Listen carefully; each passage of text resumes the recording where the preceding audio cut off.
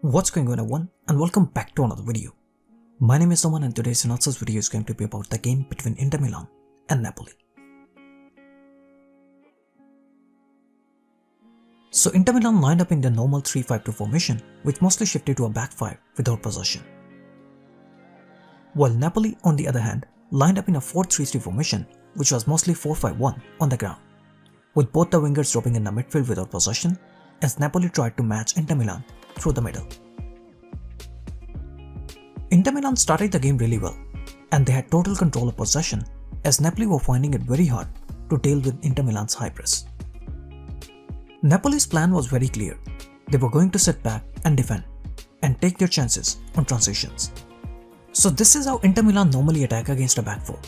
Lukaku and Lautaro Martinez keep the centre-backs engaged, while the wing-backs move up to pull the opposition full-backs out of their positions.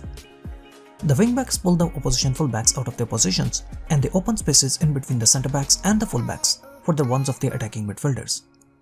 Lukaku and Lautaro Martinez keep the centre-backs narrow, and that gives the chance to the attacking midfielders to make free runs in the half spaces.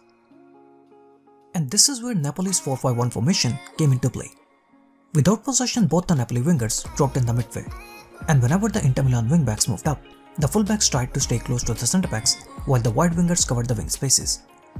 This way Napoli were able to match Inter Milan's offensive numbers, and at the same time, they were also effectively able to cover the open spaces. The wingers and the full-backs interchanged their positions throughout the game, and they made sure that they never leave the wing-back and the attacking midfielders in open spaces. So the centre-backs were covering the front two, the full-backs were covering the half spaces, and the wingers were covering the wide areas. This way Napoli were able to restrict Inter Milan's offensive play, and at the same time, whenever Napoli won possession, they immediately tried to attack the wide areas on transitions. And those wide areas were exploited by their two attacking midfielders, Fabian Ruiz and Zielinski. And thus Napoli almost had a 3v3 situation on the counter-attack, with lots of space to move the ball and make the runs. So here we can see Napoli's 4-5-1 formation without possession. Very narrow distance in between the lines. By keeping the distance narrow, Napoli were easily able to drop their wingers in the defense to provide defensive cover to their fullbacks. And here we can see the complete picture of Napoli's defensive formation. The wingers are dropping in the defense to provide defensive cover to the fullbacks.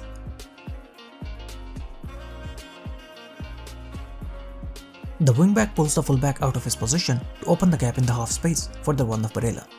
But because of the narrow distance in between the lines, Elmas is easily able to drop in the defense to cover the half space. Winger covers the half space, and that gives Mario Rui the chance to easily step out and cover the wide area. This time Sensei pulls the fullback narrow to open the space on the wide area for his wingback. But Callejon is again there to cover the wide space and provide the defensive cover to his fullback. Di Lorenzo was forced to move narrow.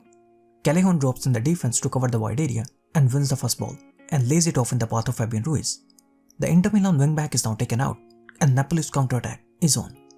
Once again, Victor Moses tries to create the gap for Barella in the half space, but Elmas easily drops in the defense to cover the open space. And since the Inter Milan wingbacks were playing very high up the ground, so Napoli tried to use the attacking midfielders to catch Inter Milan on transitions, and this is how they scored the goal as well. Callejon was tracking the run of Biraghi, as we saw in the animation as well.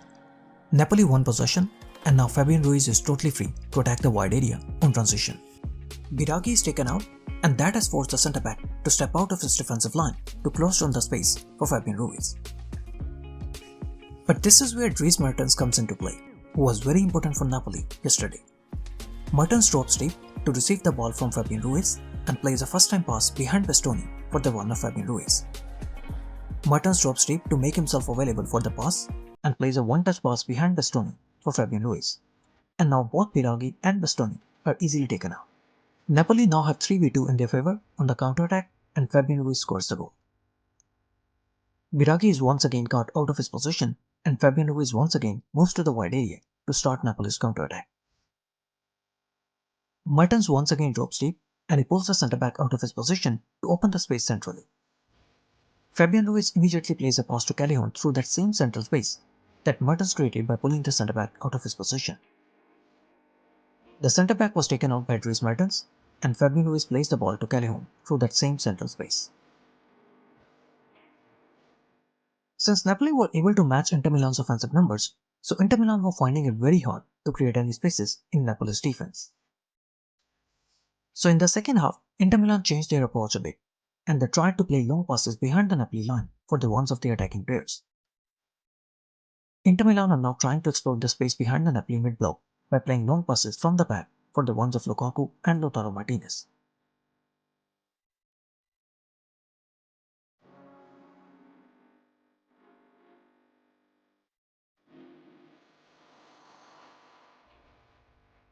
Since Napoli were playing away from home, so it made total sense for Napoli to play a defensive style of football, because even a draw wouldn't have been a bad result for Napoli. And I would be very surprised if Napoli make any changes in their playing style for the second leg. They would most likely go with the same approach for the second leg as well. So what is your prediction for the second leg? Do you think Conte's Inter Milan can make a comeback? Comment below and let me know.